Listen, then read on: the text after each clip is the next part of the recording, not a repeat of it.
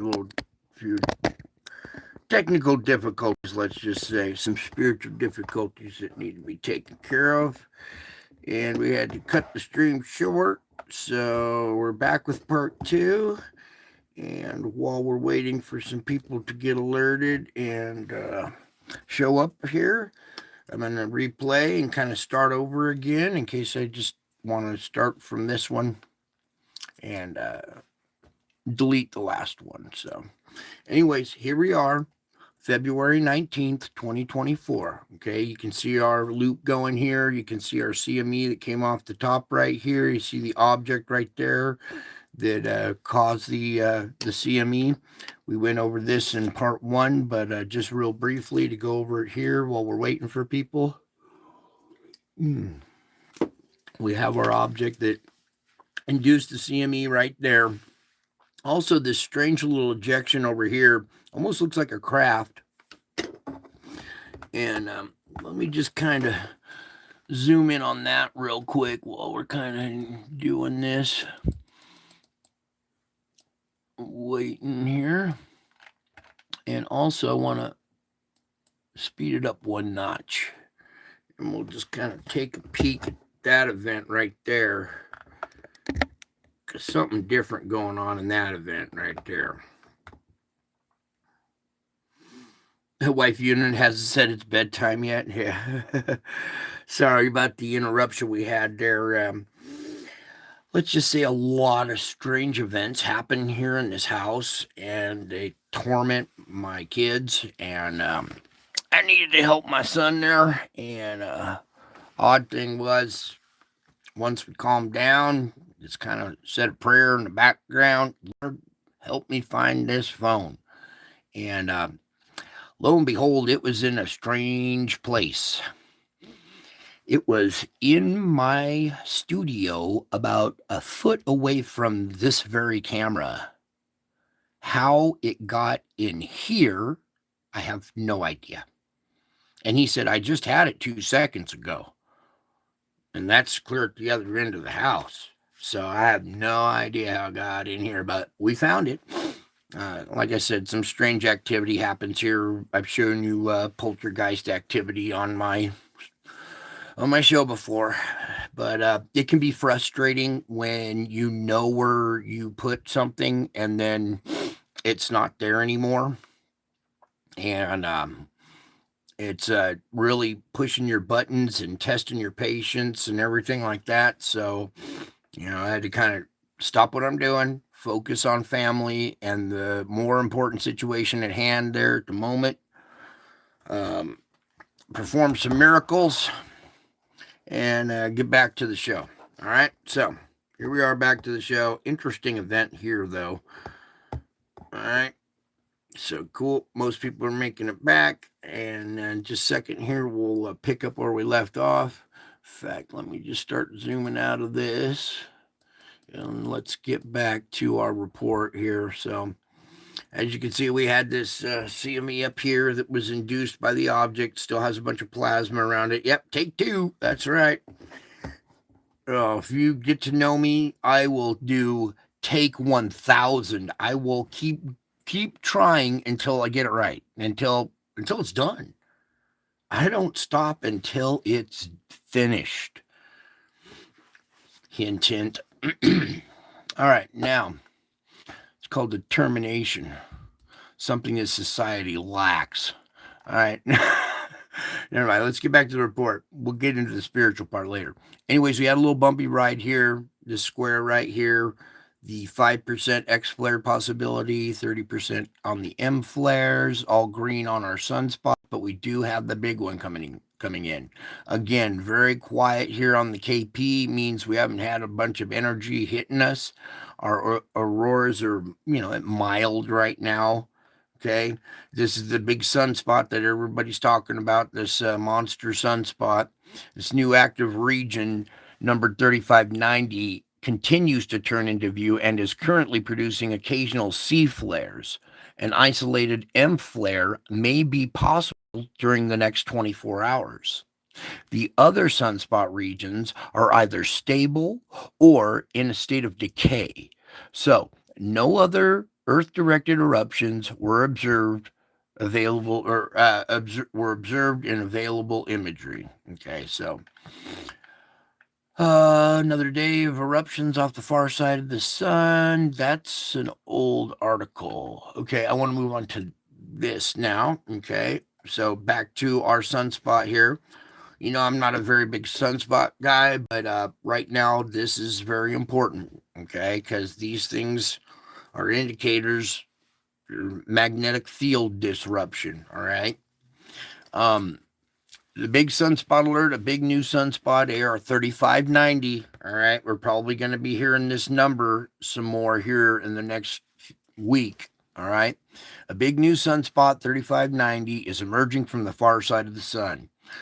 The SDO can see it rotating over the sun's northeastern limb. The sunspot planet-sized dark cores, plural, are inset in this magnetic map of the sun's surface. All right, so there's your polarity. They don't even really have it at like beta gamma or beta delta. Let's see here, 3590. See, is still in green right now, so it's still kind of calm. All right, but it's a very noteworthy size sunspot rotating into view that we're going to have to everybody pray this thing stays calm. All right, anyways, let's get back to this. Right now the sunspot is crackling with minor C solar flares, and we don't yet know if it's capable of anything stronger. Because of the sunspot's location near the edge of the sun, its magnetic map is severely foreshortened. Potentially explosive mashups of magnetic polarities won't reveal themselves until the sunspot rotates more fully towards the Earth. So in the next day or two, we'll have a better look at it and be able to see the what's really going on in there. And from this angle right here, there's a very defined boundary between the positive and negative fields. And there's nothing really crossing the other. Okay, so it's there, it's crackling. Okay, so that means it's kind of popping and spitting and sputtering, but nothing stronger than C-class right now. Meanwhile, take a look. This sunspot is so big you can see it using eclipse glasses with no magnification. I got some welding goggles that I stick on the end of my telescope, and I can see it. There's the elliptical moon halo. Okay, enough of that. Let's keep moving on here. We got a lot to cover. Here's your Schumann. Whoops. And good news. After this streak right here, after this little brownout, we kind of came through and then pumping along, a little screeching right in there, and then it stopped for a second, but we're coming out of it again. In fact, it looks like another event's happening. Let me refresh this real quick, and while it's refreshing, we'll move into position 2.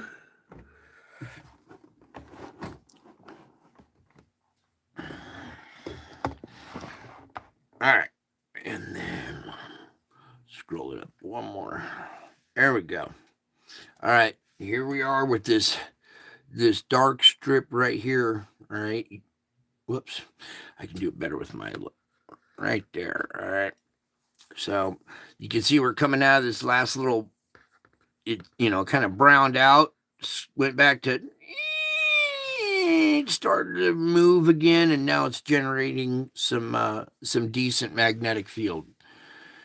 So we had a sporadic week, very weak, these screeches, little brownouts here and here, comes back to life but then dies. It tries to come back to life. It's so very fluctuating. All right, we want to see one nice solid green line all the way across. All right, and that's no longer the case. It was doing that same reading, one single line for forever. Nobody even cared until it started doing something different, and all these white screeches and all these pulses on there. And that's our our magnetic field, 7.83 hertz generated by the core spinning inside the inner core, its shell. Moving on now. Here we are. Oh, back to position 1. Okay. And that goes back in just a tad bit here. All right. So, as you see, we have quite the polar vortex going on here. Bipolar vortex. Our little, looks like a yin yang, doesn't it? Wow. I'm going to take the wind off of that for a second. Just look at that. Whoa. Look at that, you guys. Is that... Okay. Let's get back to the report. You can come over here and play with this instrument and look at it too. But what a setup we have there, okay? First off, looking here at America, we still have it clipping the northwestern, part up here, but the more mild part still extends down to the California-Mexican border here. All right?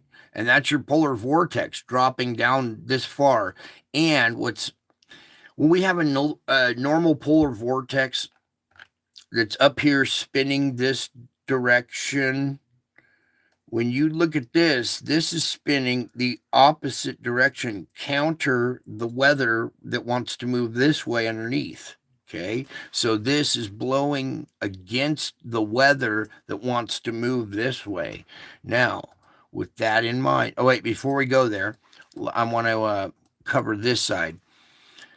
Now, where these two combine together and they come spitting out the faucet, the hose, whatever you want to say, usually it splits evenly, and now we've had this awkward like conveyor belt type effect. All right, well, yesterday it was bubbled way out here. Now that bubble has reduced, and now it's getting, I don't know, more organized. You see this wind picking up through this area right here.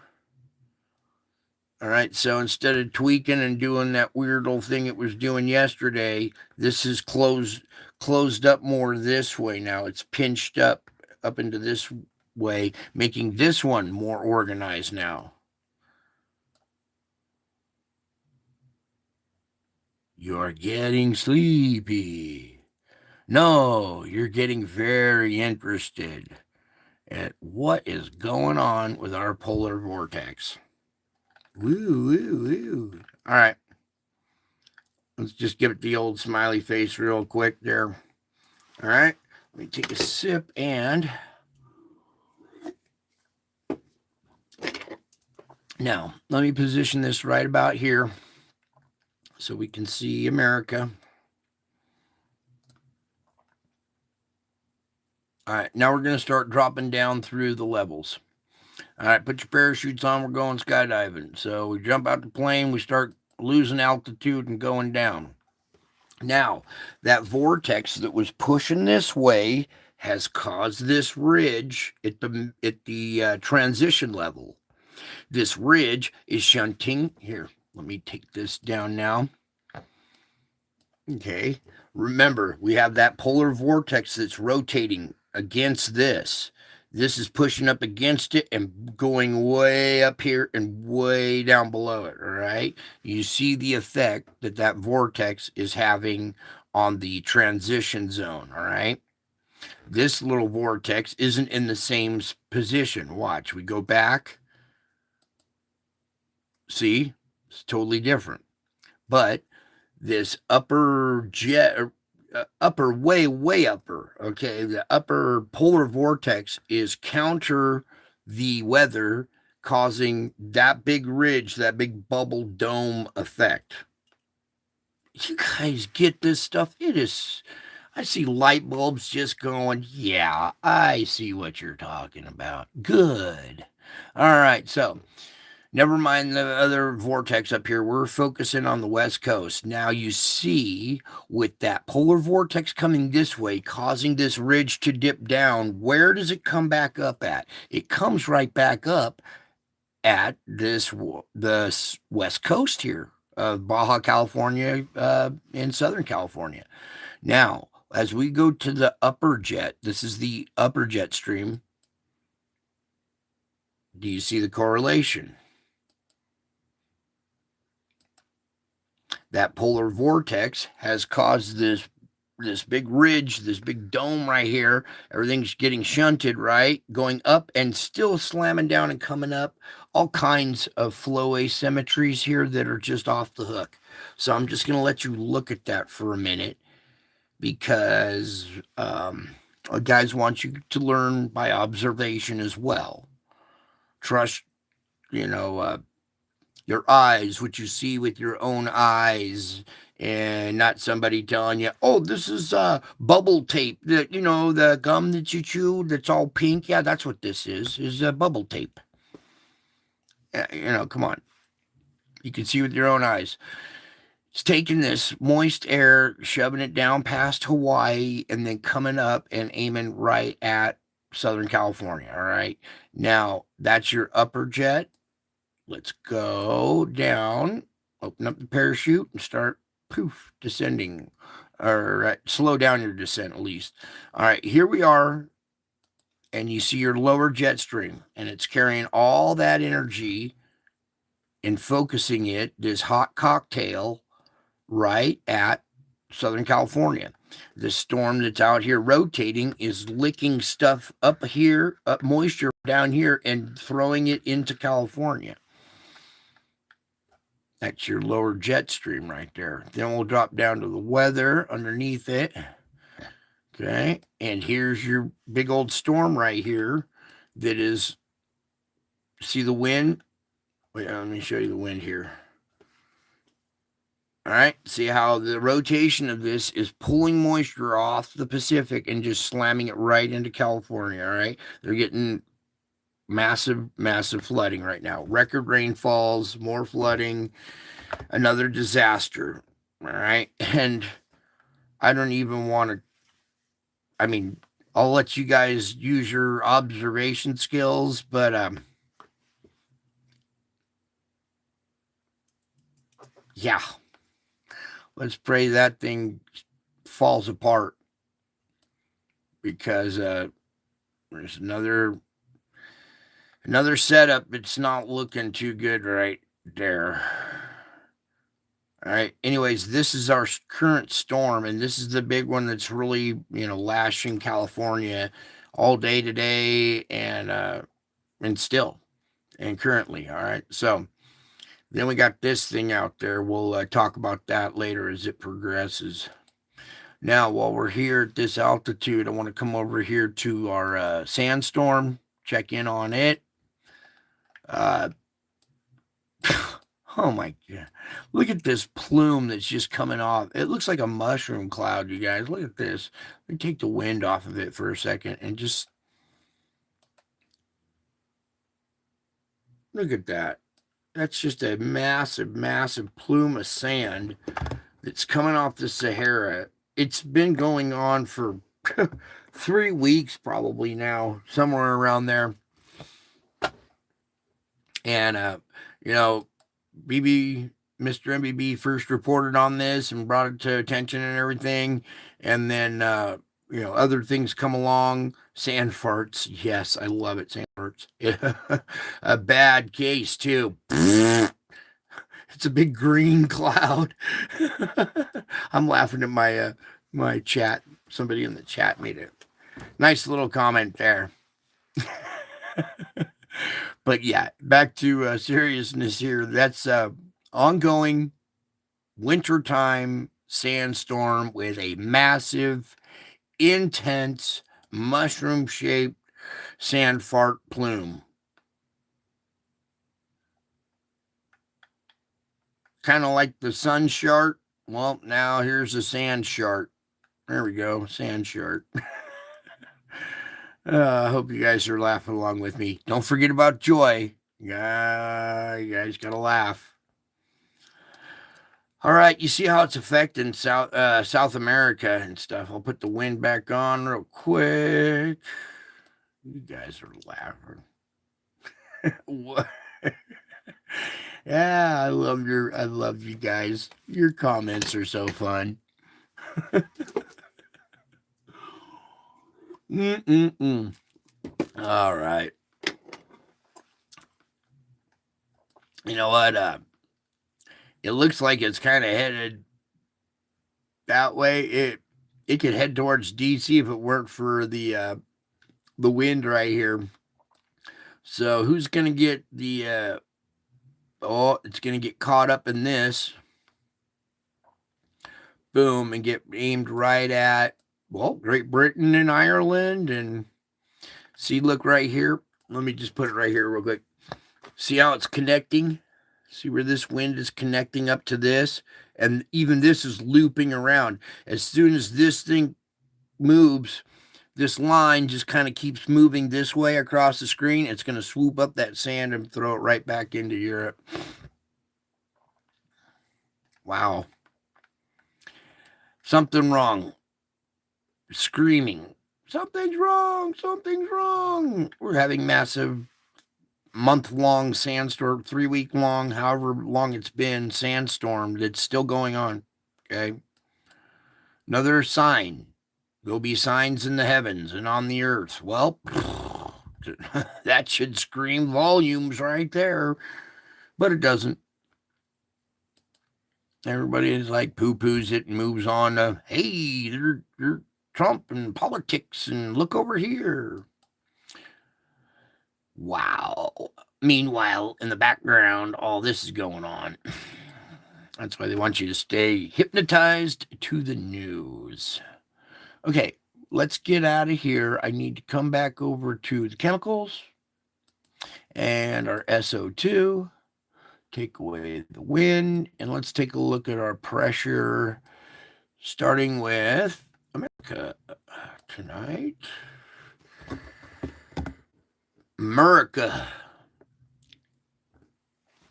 All right. So right down the middle, still country divided, bleeding out on this side, still kind of patchy over on this side. Look at this. It's really kind of clearing up here. All right. So pressure's kind of relieved all through that zone right through there. But over on the East Coast here, you can see we got some different areas here that are, right there, that are still intense right here. Look at this patch up here. It's pretty dark. It's got black in it, just above what, Lake Superior there? Yeah, or is that Lake Huron? Yeah, Lake Huron, sorry. But yeah, we got a black patch right there. It actually has black in it. All right. So there's some pressure being, a lot of gas coming out of that region right there from pressure underneath.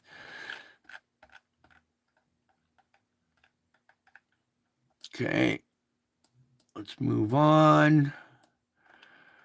Over here, Hawaii still kind of looking normal. And long time ago, there wasn't all this gas coming out like this. There were 4 spots that came out of California a few years back, and I think it was BP Earthwatch that brought them to light, and everybody's like, "Oh my God, the big one's gonna quake!" But now these days, the whole map can be covered in this stuff, and no one bats an eye, except for you guys. I'm not saying you. I'm just saying most of the world. Anyways, whoa. It's a one-eyed, one-horned, flying purple people eater. You see it? See the one eye? See the one horn? It's got wings. It's a flying purple people eater. All right, just trying to have fun with it. As far as our pressure, it looks like it is maybe lightened up a little bit. We see 2 good regions right here. Pretty dark spot right there, right there. That's his fangs. It does look like a bull's head or something. Oh, I remember Dr. Demento. I loved the Dr. Demento show, dude. I used to stay up late and listen to that. You see a purple bull too. There's another little horn sticking out over here too. So yeah, it could be a bull or some kind of pig with tusks. These could be tusks coming up, like a boar or something with a nose, like a pig nose. I don't know. Anyways, back to our pressure. If you guys want to have fun, come over to this site, check it out. It's important that you guys do and not just take it from me because, you know, look at this streak right here. It's coming from this plume, or this plume right here is coming from this little spot, but it's pretty dark. Look at how Europe is bleeding out. Just SO2 all over the place. It must smell like rotten eggs over there.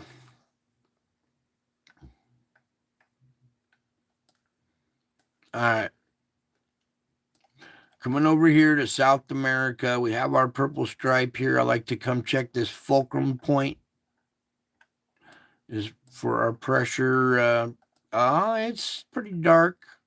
No black in it, but it's recent. It's starting to look a little black in the very center, but a little bit of pressure still going on. All right, it's nothing too bad. I would say that considering all the energy, the absorption that we took in, it's being managed well.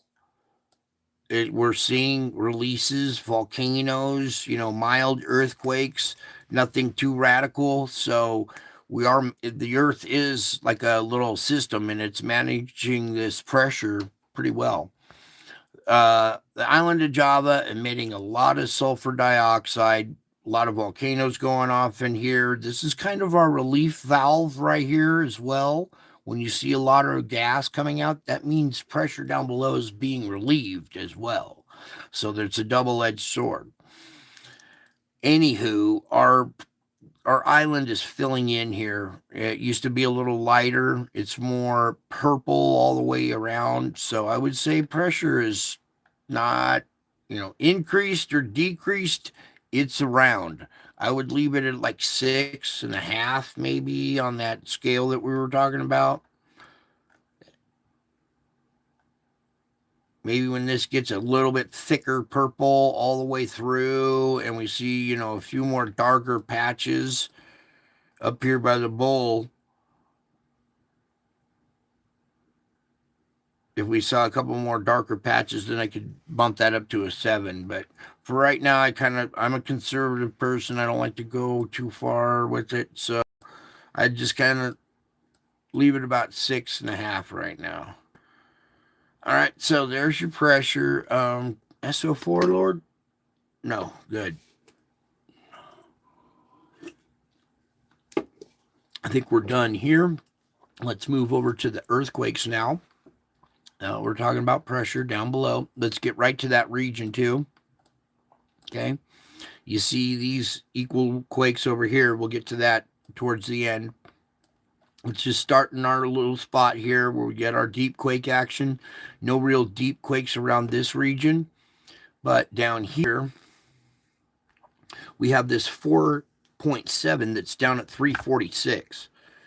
So it's not a surface quake. And with our deep ones being, 590 to 600, this is about halfway. So a semi-deep, halfway deep quake right there at 4.7. All right. That's typical.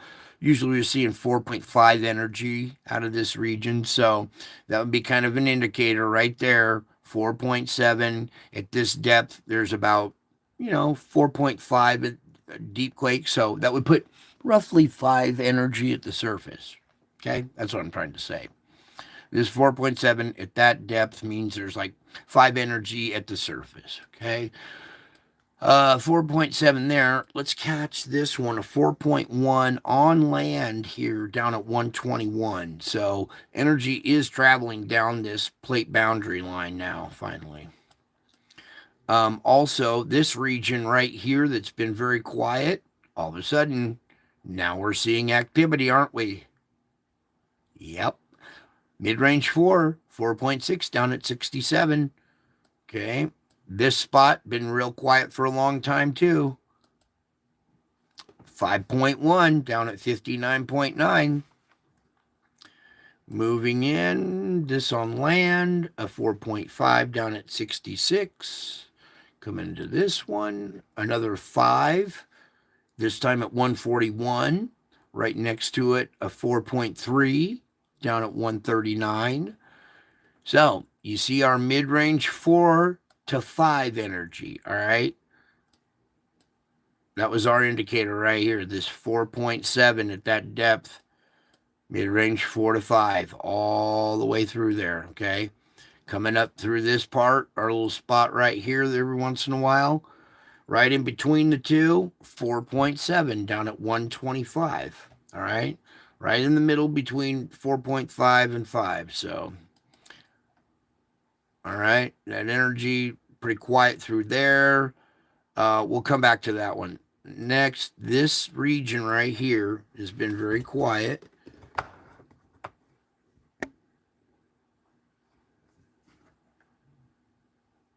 All right, it looks better, I think. Yeah, there we go. All right, so these two quakes and then nothing through this plate boundary area, right? We got all these volcanoes going off here at Java that are relieving a lot of the energy in the area. That's our relief valve as well. So you see earthquake activity march right up to it and then kind of stop. Relief valves right here. Nothing around in this area. We have volcanoes on Sumatra going off. Okay, so skips all that area. The fulcrum point got jumped here. But look here at this fulcrum point. Usually we have 2 quakes and they're up here. This time we got 5.2 right there, down at 44. 4.3 down at 10. Your mid-range 4 to 5 energy at a fulcrum point. Okay. Coming over here to what is it, Caspian Sea here? 4 point here at Russia at a depth of 16. All right, so a little less energy, just by a smidge. There we go. Trying to get rid of wavy lines. All righty, that was about it for that whole region. Now, let's get on over here to South America and this Sandwich Islands here, okay? Up here, just off of the Cocos Plate, on land here, this 4.6 down at 162, all right? On the Cocos boundary area here, 5.1, okay? Watch this. Another 5.1 down at 106. Another 5.1 down at 55. All even magnitude quakes, plate boundary, even pushed across the mountains and dropped off the same magnitude quake. Let me take that off of there. Dropped off the same magnitude quake on the other side. Okay, so energy came in, cracked off up here by the plate boundary. Whoops, right there by the plate boundary. And then bing, bing, equal magnitude quakes. At the fulcrum point right below it is a 4.1 down at 121. Then, come to hear you, this one out here at the tip of the, another 5. Another 5.1 here down at 26. So 5.1s all over the place. Here, here, here, here. This was 5.1.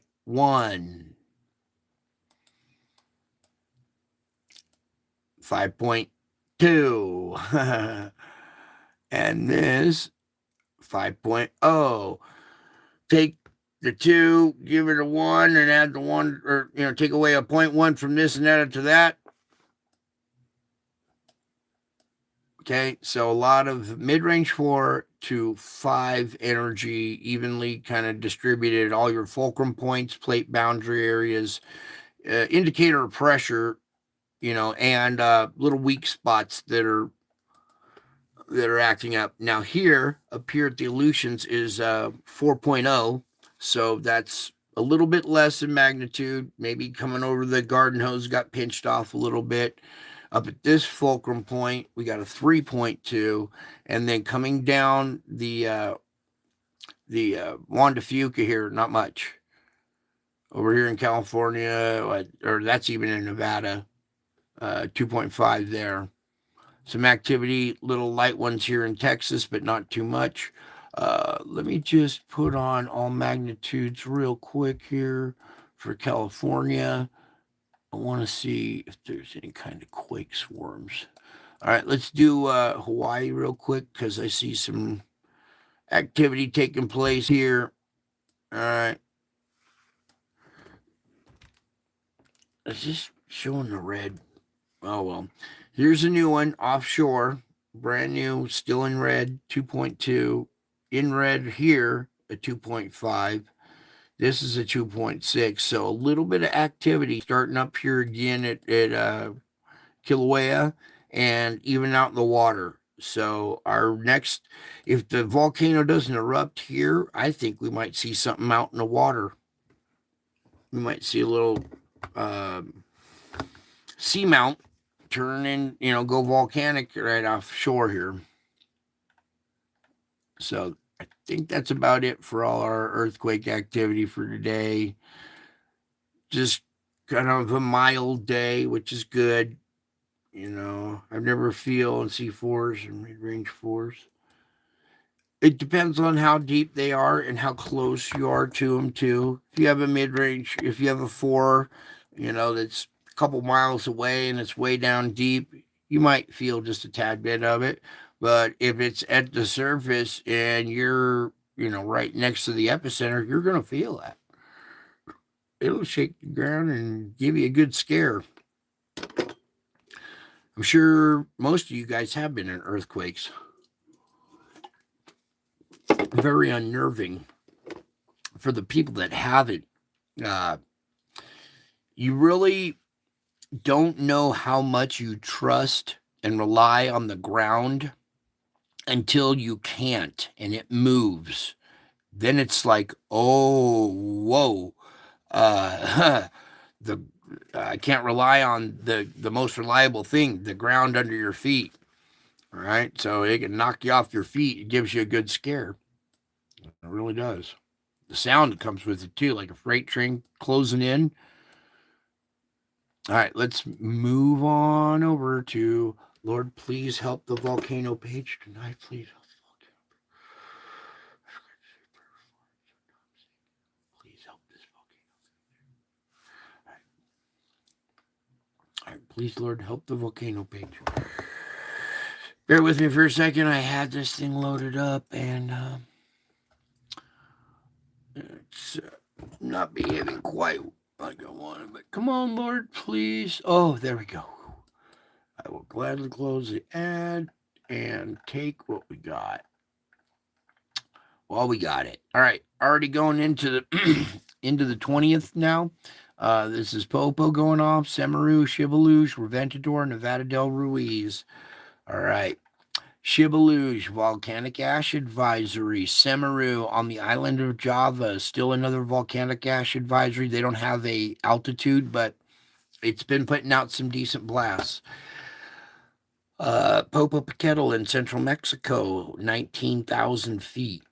Nevada del Ruiz, 20,000 feet. So when you're getting up that high, that's an indicator that we still have pressure down below, a fair amount of it, but it's being vented through volcanoes up to 20,000 feet. Reventador, 15,000 feet. Okay. Let's open up the 19th. What was today is now tomorrow, so it'll be yesterday.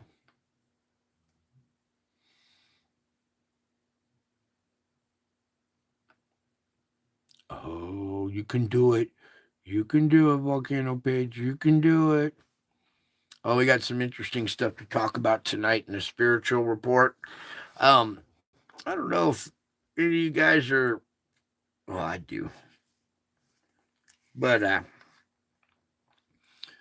oh wait, here we go. 19th? Yes. We'll get to that later. So Fuego, Popo, Semeru, Ibu, Reventador, and Luatobi, or whichever one. There's two.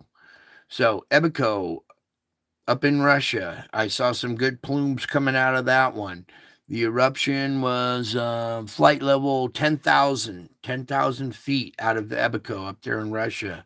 Suinosi-jima. Where did it go? Oh, it has an unknown height. So I saw footage coming out of Japan of Suinosi-jima going off. Ibu up to 9,000 feet now. All right, so we're seeing high altitude plumes.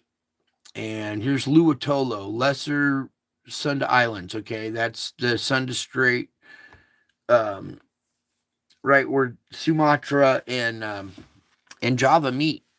Okay, so the effusive explosion eruption at the volcano continues. The latest satellite images of the volcano reveals that viscous gas pour lava started to travel to the southern slopes. Gas pour. That means there's not a lot of SO2 in this lava. We're running out of gas. Semeru on the East Java still going off. They probably don't want to tell you the height of that one. Shishaldin and the Aleutian Islands now going off again. Popocatépetl, 19,000 feet. Okay. Fuego, 15,000 feet. Reventador in Ecuador, explosive activity continues. 16,000 feet out of Reventador. Washington warned about a volcanic ash plume that rose up to an estimated 16,000 feet. Sabancaya. All right, so here's your lists right here. All the currently erupting ones, all the possible ones that could jump over. I don't see much jumping over right now. Well, maybe we could still possibly have a new volcano like added to the list. Sometimes one doesn't jump over something unheard of, or an old, semi-dormant one comes back to life or something like that we could see too. But watch out for Etna in Italy. That's where I'm concerned. Campi Flegrei, that's a big concern there for them. It's starting to wake up. Kilauea we could see something out in the water there possibly. Manam, Mayon. Look at this. Nevada del Ruiz over here on this list. And we saw what? 2 blasts, 1 to 20. No, was it 1? Always at least 1 blast out of there. It was 20,000 feet. I think there was 2, but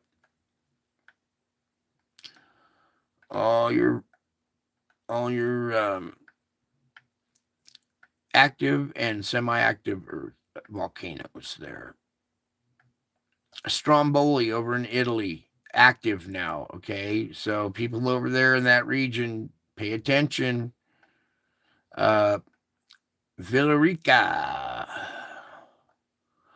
All right, enough of that. Now let's get on over to our weather forecast.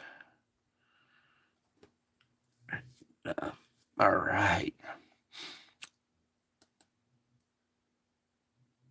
Oh, good. It's going to play the loop. All right, cool. Let that loop play for a second there.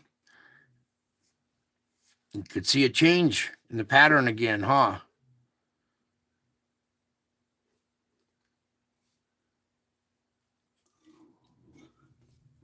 This must be driving AI crazy. It comes up with a model, and it's like, nope, sorry, readjust. That model was wrong. Change it up. Some of it's accurate, but things change pretty quickly and drastically sometimes. So let's pick up right here with all right, there we go. This button. All right. The nighttime of the 19th, current conditions, very big storm, powerful storm hitting California, atmospheric river heading towards Southern California, heavy snow in the mountains, continuing into the morning hours of the 20th. Yeah, I can't factor Yeah, AI can't factor in the solar effects on our planet yet because the input hasn't been put in there. People haven't made the connection yet. You guys are the leading scientists in the world. Everybody else had it wrong. Anyways, back to this. This is the morning of the 20th, all right? We still got very heavy rains up in Northern California, as well as Washington and Oregon coastline, too, okay? Very strong waves, high winds, heavy rains. I don't think they saw a tornado today. So thankfully, there was no touchdown of a tornado today.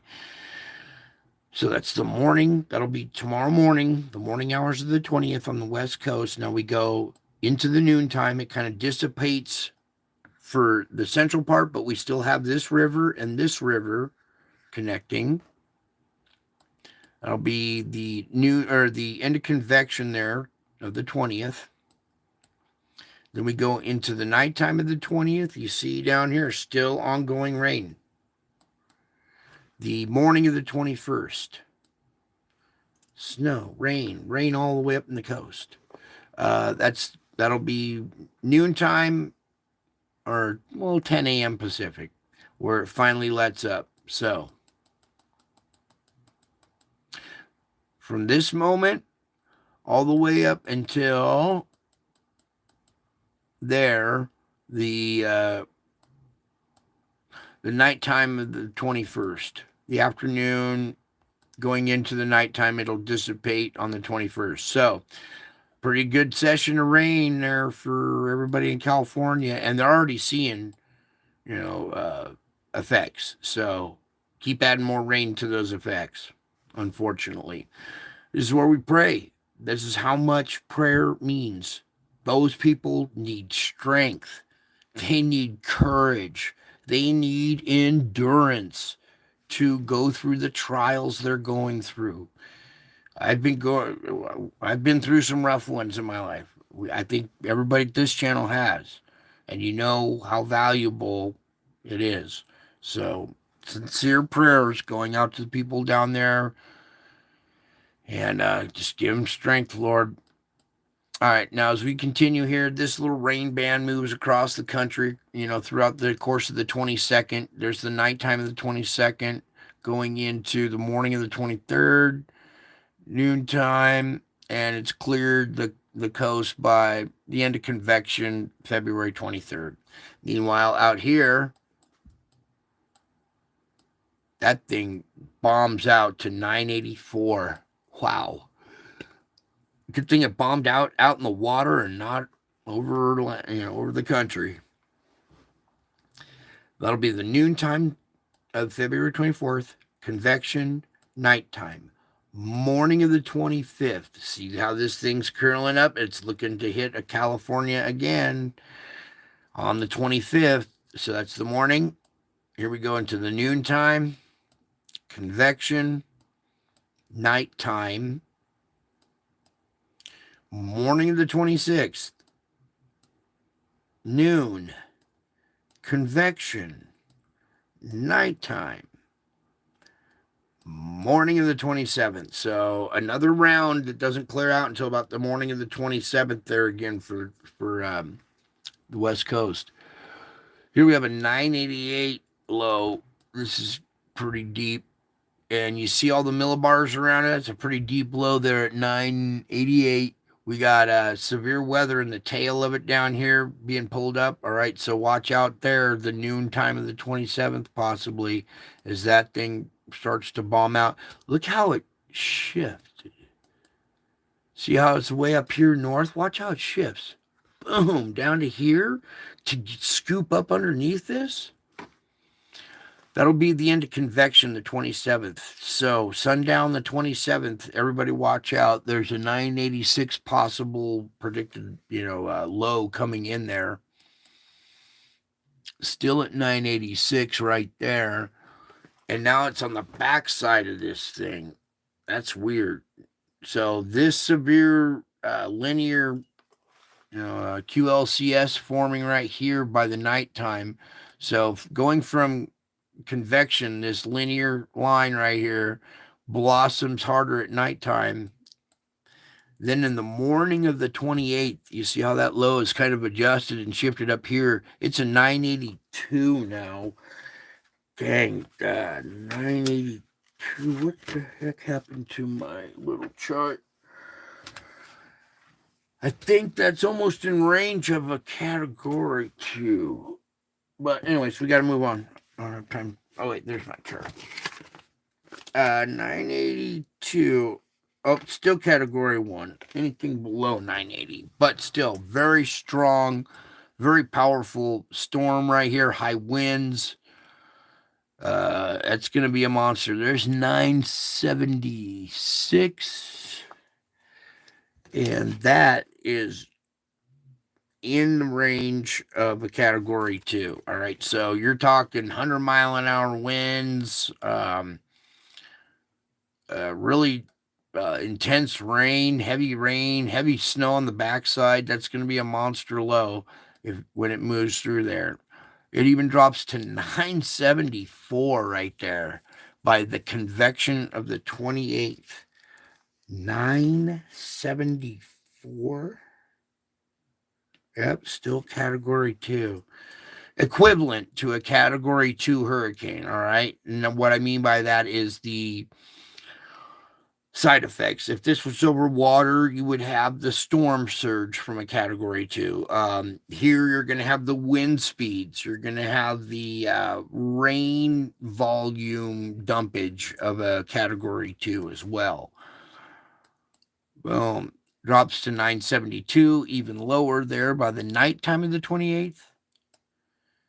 There we go. In the morning of the 29th. And then it finally clears out of there by the noontime of the 29th. All right, so that's going to be a very serious storm as well. As we get a little way out there now here to March 2nd, we have another storm lined up here for the West Coast. Right as they recover from this last bout, here comes another round. That'll be the nighttime of the 2nd, morning of the 3rd, noontime, convection. Morning or nighttime, morning of the 4th, another round for Northern California. Noontime, possible serious weather there. Convection, nighttime of the 4th, morning of the 5th. Severe weather all up and down California on the 5th. That's the noontime. Deep snow in the mountains. Here comes another big low there. That'll be the end of convection, March 5th. Nighttime, morning, noon. Here comes another round again. Jeez. Convection of the 6th. And that's the last. Yeah, that's the last frame. All right, so over and over for the West Coast. Just wave after wave after wave. This big low, when it comes in, right here, that's the one to watch out for. Okay, so West Coast, your snorkels, your scuba gear, your boats, your all kinds of water equipment you're gonna need, snorkels, fins, surfboards, whatever.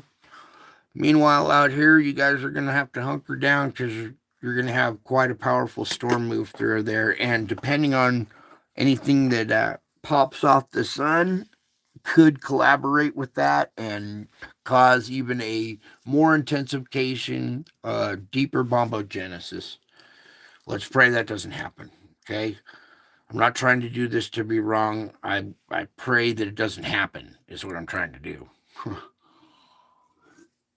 Or this is God's will. We just pray for strength and endurance for the people in the area. Okay, there's not much we can do to change this too much, but what we can do is pray for the people in the path. Okay, and pray that the media wakes people up and starts giving this the sense of urgency that it deserves, because they broadcast the weather and yep, blah blah blah blah. Hey, it's just gonna do this, but they don't go deeper. Hey, the next couple days here, there's wave after wave after wave after wave. You're not going to have a chance to come up for breath. So take a deep breath all the way in, hold it, and exhale slowly.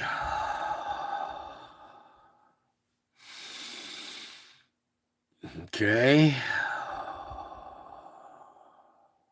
Now, with a cool head and sobriety, think about what needs to be done, how you can take measures and steps to ensure your family and your security and everything that you're going to need if you're in the path of these, okay? Yeah, quite the wow, that thing is just wicked. Anyways, we'll see what happens. This changes so much day to day that it could change and diminish and be less intense, or it could possibly even change for the worse. But for right now, wave after wave for the West Coast. Everybody brace for just submergence of water. You're gonna be submerged in it. So, like I said, snorkels, scuba gear, rafts, kayaks, water devices. Think about diverting water if you have culverts, sandbags, all kinds of stuff that you could prep with. I see a lot of trees falling with high winds. What happens when the trees on your street fall and you can't get out of your neighborhood? Maybe it's time for a chainsaw and a small little can of gas to, put in the back of the truck so something happens, you can clear the road for your neighborhood. Start teaming up with your neighbors and getting to know them. Hey, what are you going to do when our neighborhood floods out? Are you going to be standing on your roof like me? Or are we all going to get together and head to higher ground? Because I bet you there's going to be people stranded on their roofs again because the media failed to implement the sense of urgency that's needed. Okay, there should be a state of emergency declared for California. This is I mean, you see why. I'm not trying to exaggerate or, fear monger here. Or don't take precautions. All right, enough with that.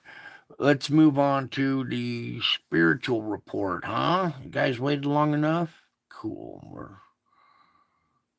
record rainfall already going on now, and we still have all that to go. See? Record rainfall in Northern California. Atmospheric river triggered flash flooding. And that was today, the 19th. You saw how much more we got to go. Okay. Let's see. Can we just open up another page here and go right to the stuff?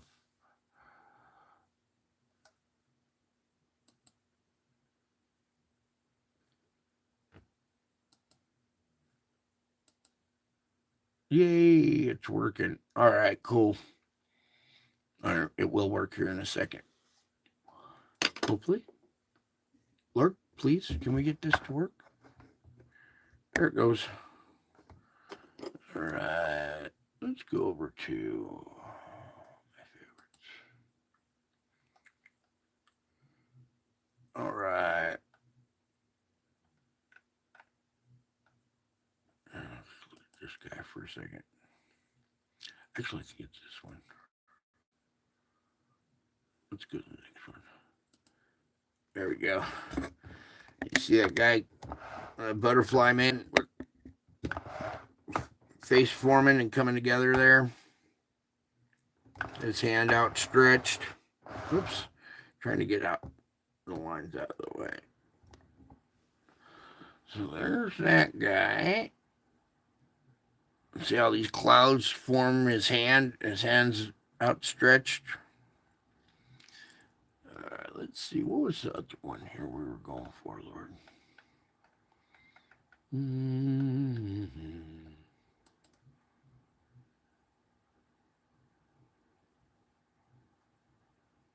Oh, was love pugs here? No. I think they got to see it already, anyways. Yeah, I showed the face the other night. So, no.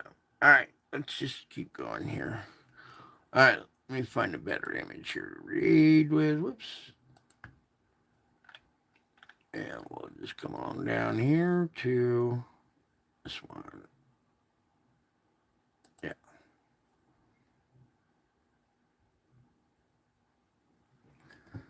All right.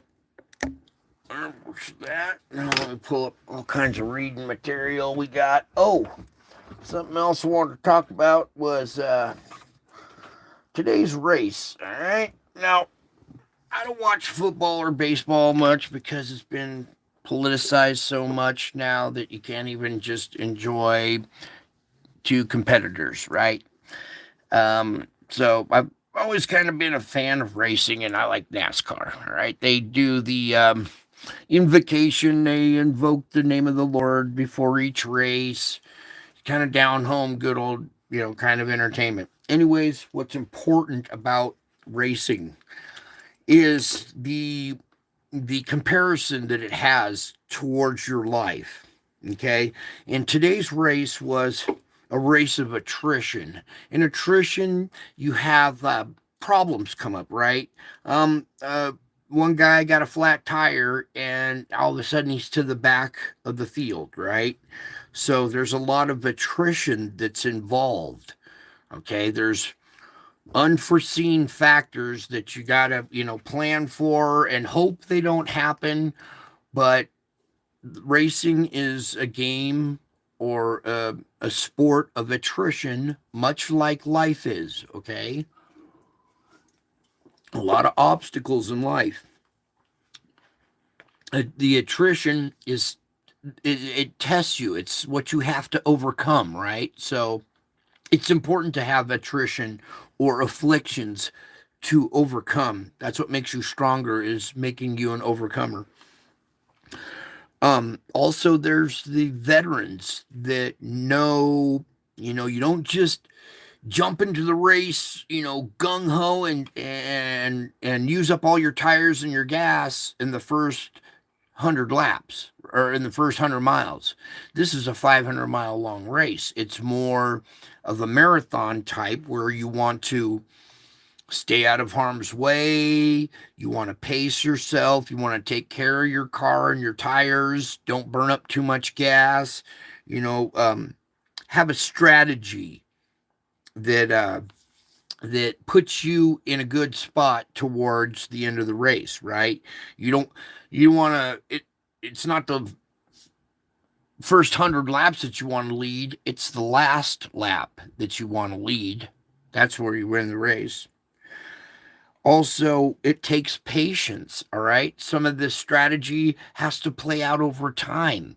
All right? You can't just implement a strategy and it just all blossoms all at once. First there's a stage that has to blossom, and then another stage has to blossom that leads to another stage, and then that blossoms. And you have to have patience as each of those unfolds. Okay. Um, then there's also persistence. Okay. Just because the guy behind you got past you and is now put you a spot back, it's being persistent. And there was one of these racers that was at the back of the pack. He had some bad luck. He got thrown to the back of the field, but he was persistent and he made his way all the way up through the field, passing every car and getting back up to the front again by having a strategy, being patient and persistent. He made his way back up to the front. Okay. Then there's also another strategy, and it's knowing when and how to strike. Okay. So knowing when is you want to, at the very last lap, you want to strike when just at the right time. And then not just knowing when. Everybody thinks, okay, now I know when to strike. All right, I got it down. I want to do it on the last lap. Yeah, but how? How are you going to strike? How are you going to actually do it? You know when, but now how are you going to strike? All right? How are you going to make this pass to win the race? Right? And then, most important of all, once you know when and how, is having the courage to do it, to pull it off. Okay? It's a gutsy move. You got to do it if you want to win that race, right? So you got to know when and how to strike and have the courage to pull it off for the glory of victory. Right? Once you win that race, you've got the glory, right? For the glory of victory. Now, everything I just described to you guys, this race of attrition, you guys are veterans. Use your strategy, make a plan, use your patience and persistence, know when and how to strike, build up the courage to pull it off for the glory of victory. Just like you guys. You guys are actually in a race. There is a finish line. That's why I like watching the race, because it pertains to life in so many ways. A lot of people look at it, oh, it's a bunch of rednecks driving around in a circle. Well, yes, it is, but there's much more going on, right? Everybody thinks, oh, it's just a bunch of going to church. No, there's a lot more going on. So, my driver actually won the race today. I was so tickled, and I watched him struggle, and he went through some attrition.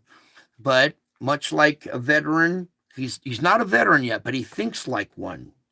So he listened to a veteran who was his crew chief, who made the strategy. He told him, be patient, but persistent. So the driver was patient and persistent, and the crew chief, knowing the strategy, knew when to strike. Hey, save everything you got until the last 10 laps. You want your car in one piece with a lot of gas and good tires and around the front of the pack. You don't need to be leading the race. You just want to be within striking distance, right? So the strategy that the crew chief told the driver, be patient, be persistent, overcome the attrition, act like a veteran, know when and how to strike, and then pray for the courage to pull it off. And everything came together just like this plan, and he won the race. He actually won, and he got the glory of victory. And this driver, I liked him because he gave the glory to God. So, just like you guys are NASCAR drivers in a race, okay? And there's a certain other driver, I'm not going to say names and stuff because I don't want to label people, but he's been a very attitude-filled, cocky type driver, we'll say. And this year, he came out with an interview and said, I would much rather, I'm looking at it differently now. I'm looking at it as I get to be in the Daytona 500. Regardless if I win the race or not, I'm going to enjoy just being a driver in the race, because not everybody gets to be a NASCAR driver, okay? You guys are drivers. You guys are the actual thing. You are a sponsored driver in the NASCAR race of life.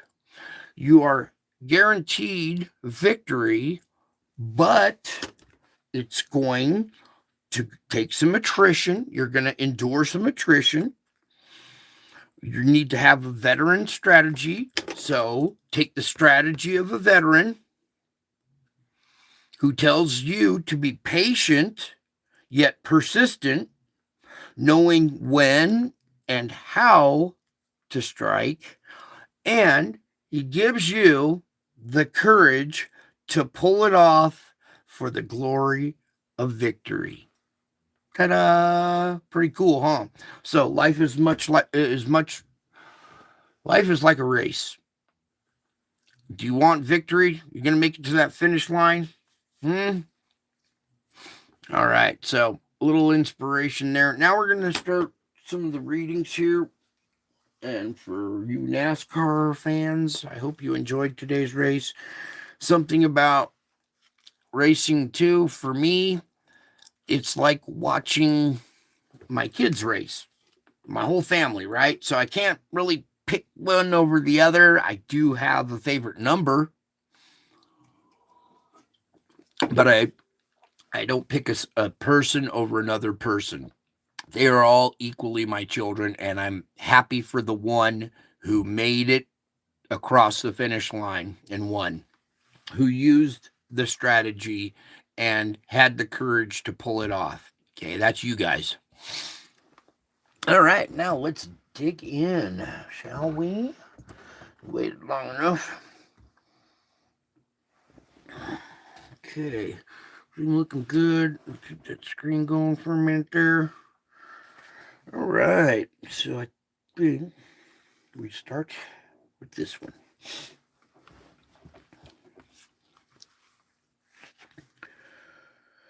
Come to me and listen. Attune yourself to my voice and receive my richest blessings. Marvel at the wonder of communing with the creator of the universe while sitting in the comfort of your home. Kings who reign on earth tend to make themselves inaccessible.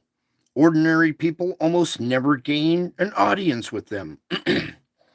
Even dignitaries must plow through red tape and protocol in order to speak with royalty.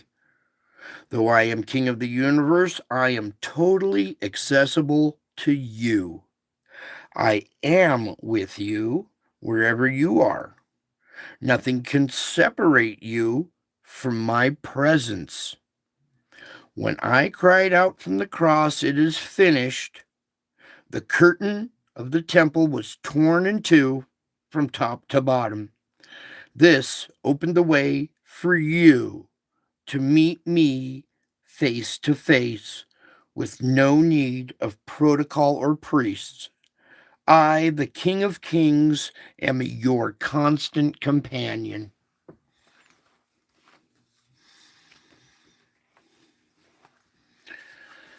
So relax in my everlasting arms. Your weakness is an opportunity to grow strong in awareness of my almighty presence. When your energy fails you, do not look inward and lament the lack you find there. Look to me and my sufficiency.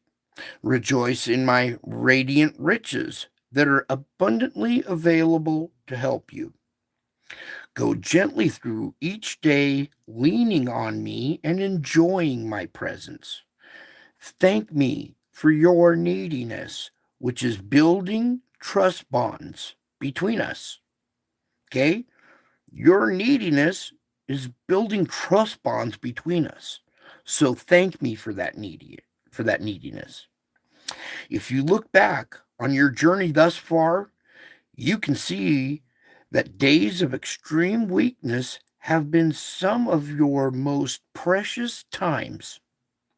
Memories of these days are richly interwoven with golden strands of my intimate presence.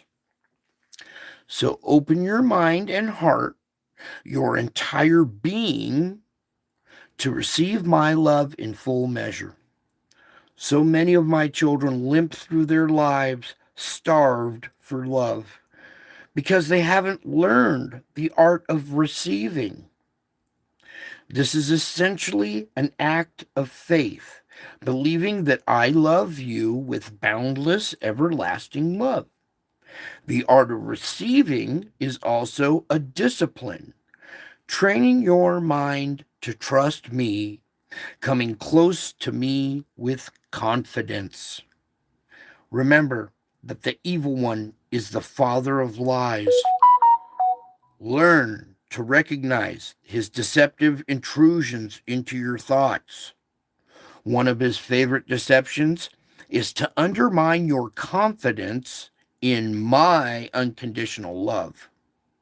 So fight back against these lies. Do not let them go unchallenged. Resist the devil in my name, and he will slink away from you. Draw near to me, and my presence will envelop you in love. Was that another one? I think.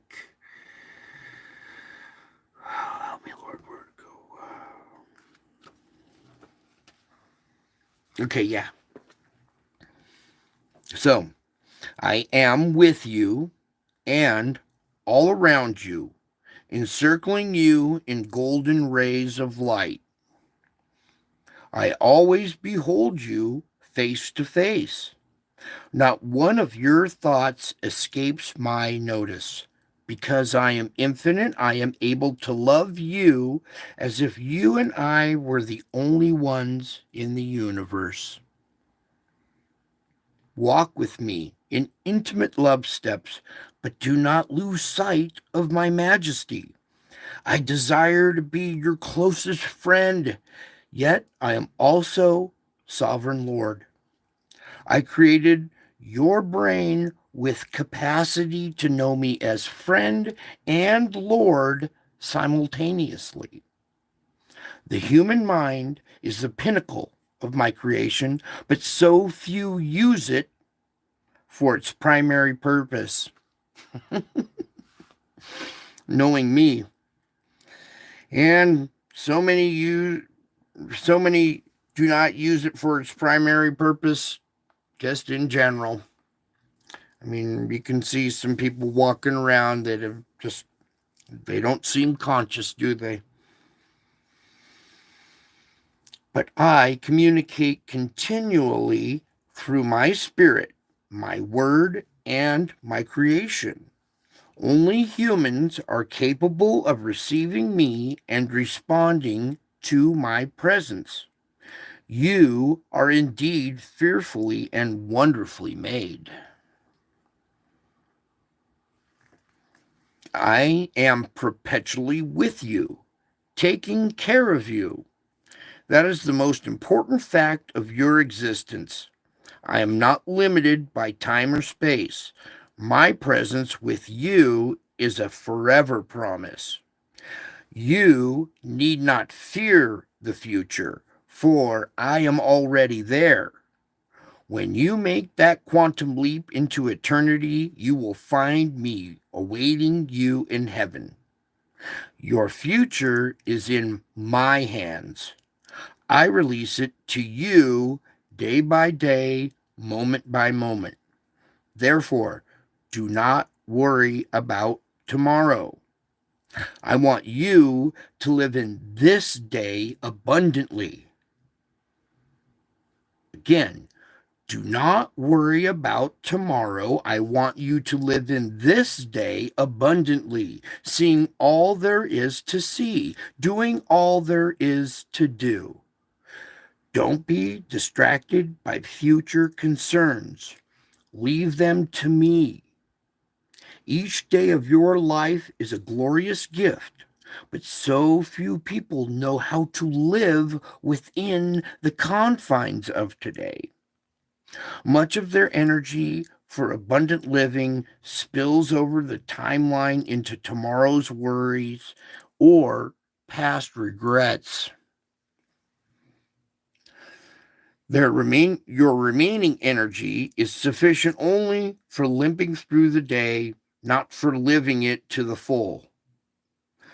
I am training you to keep your focus on my presence in the present.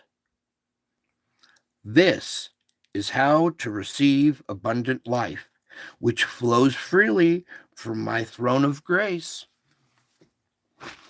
Okay, I got even more. Let me take a sip here. It's a long race. And in a long race, long, hard race of attrition, you need strength, don't you? Yes, yes, yes. I am your strength. This truth about me is especially precious on days when your inadequacies are screaming at you, telling you that you just can't go on. Knowing me as your strength is like having a guide who is always with you, showing you the way forward, clearing away obstacles, empowering you to take the next step. I hold you by your right hand, and I guide you with my counsel. Since I am omnipotent, knowing everything, my counsel provides the best wisdom imaginable. So don't fret about your weakness. They are training you to depend on my loving presence, confident that I am with you and you and I will.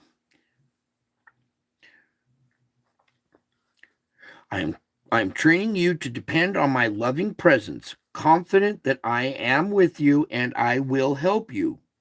Your world becomes less threatening when you throw off the pretenses of being able to handle things by yourself.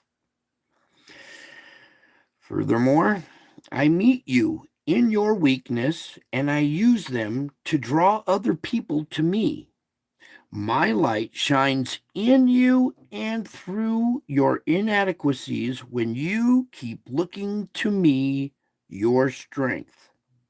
So let this love light flow freely through you, filling you with joy that overflows into others' lives.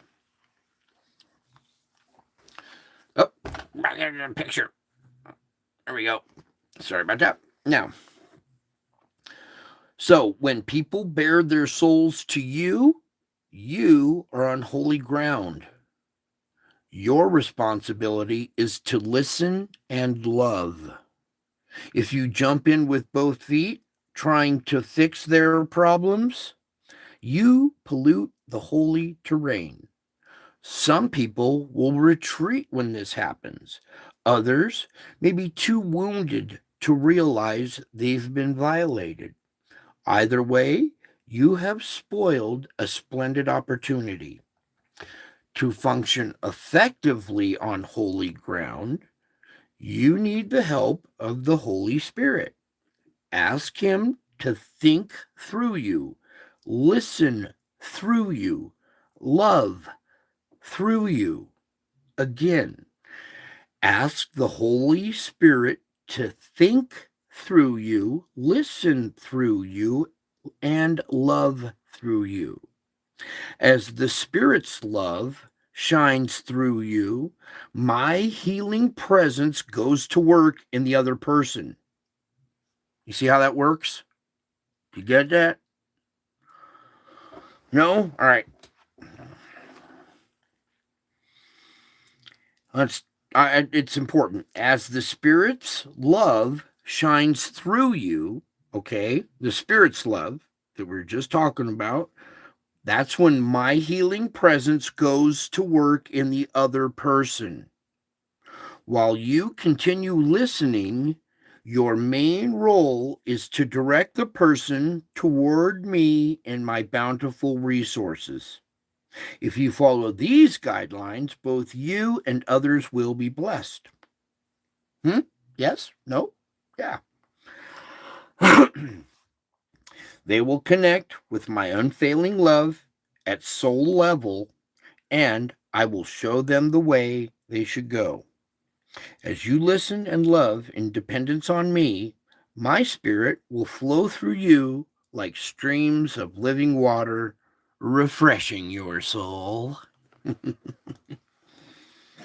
Yes, refreshing your soul. Feel good? Good, good, good. So, if anything is excellent or praiseworthy, Think about such things. This may sound easy, but it's actually quite countercultural. People who work in the media almost always shine their spotlight on what is wrong. They rarely bother to report good things that are happening, especially the many good things my people have done. Having a positive focus is not only countercultural, it's contrary to human nature. Your mind is a magnificent creation, but it is deeply fallen. When Adam and Eve rebelled against me in the Garden of Eden, everything was damaged by the fall. As a result, seeking to focus on excellent things does not come naturally to you. It requires persistent effort, making the right choice over and over again. Daily, moment by moment, you choose to look for what is good. In spite of the massive problems in your world, much remains that is worthy of praise. Moreover, the one who is most praiseworthy is the one who is right beside you, closer than your thoughts, closer than you think. So rejoice. Rejoice in me, beloved. I discipline the one I love. Discipline is instruction intended to train. It is a course of action leading to a greater goal. Okay? Discipline. A lot of people don't like discipline.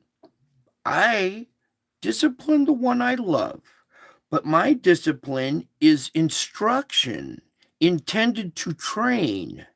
It is a course of action leading to a greater goal than immediate satisfaction. In fact, effective discipline can be unpleasant, even painful. So it's easy for you to feel unloved when I am leading you along a way that is difficult or confusing. In such a situation, you have an important choice: to cling to me in trusting dependence, or to back away from me and seek to go it on your own. When you're able to recognize my discipline as a facet of my love for you, you can go through tough times joyfully, just as the early disciples did. You can come boldly into my presence, asking me to show you what I want you to learn and what changes you need to make. Tell me also of your desire for reassurance of my love. Take time to bask in the light of my loving presence. And as you gaze at my face, the light of knowledge of my glory shines upon you. Whew. Did you get all that? Well, it's a good thing it's on YouTube. You can always rewind it and replay it and write it down or whatever you like to do. Play it in the background when you're driving, whatever you guys like to do. But I think that was going to be it for the night. Yes, we talked about the race and attrition.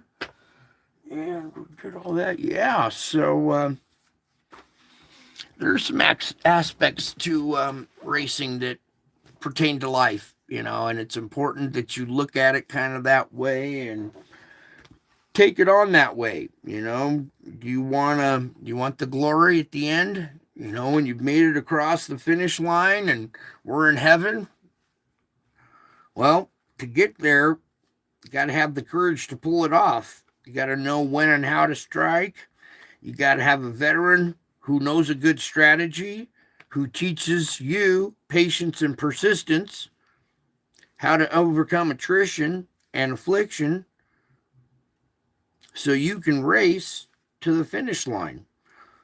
And with this, the one last key to the whole thing, there was the race, the attrition, the veteran strategy, the patience, the persistence, knowing when and how to strike. The only thing you guys need is the courage to pull it off. And you guys have that now. You have that courage now. Finish line's just right there. You guys feel like you're about to win a race or something? Are you guys really about to make history and become real winners? You sure are. Just be patient and persistent. We're getting down to the closing laps of the race, and you're got good tires. You got a good tank full of fuel. You got a veteran in your corner with a good strategy. You guys are knowing when and how to strike. Now you got the courage. Pretty soon, here comes the last closing laps, and you guys are gonna finish strong. All right. And I want you to go over to any kind of race and look at the celebration afterwards and see the joy, the well-deserved victory, the hard-fought, victory, not the hand me a participation trophy. Okay.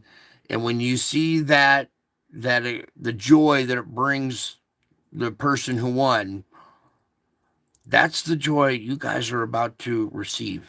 Okay. So rejoice. You guys are going to be winning the race. You're going to be champions. All right. Just be patient and persistent. Okay. Hang in there and pray for each other. Okay. You understand now how important it is that you pray for each other. That's it for tonight. I got a lot more to do. So if anything pops off on instruments, I might pop back in here, but I doubt it. I've got other stuff to do. But that's it for tonight. I love you all. I miss you all. And until my next show, I will be back. I'm already back. Can't you tell?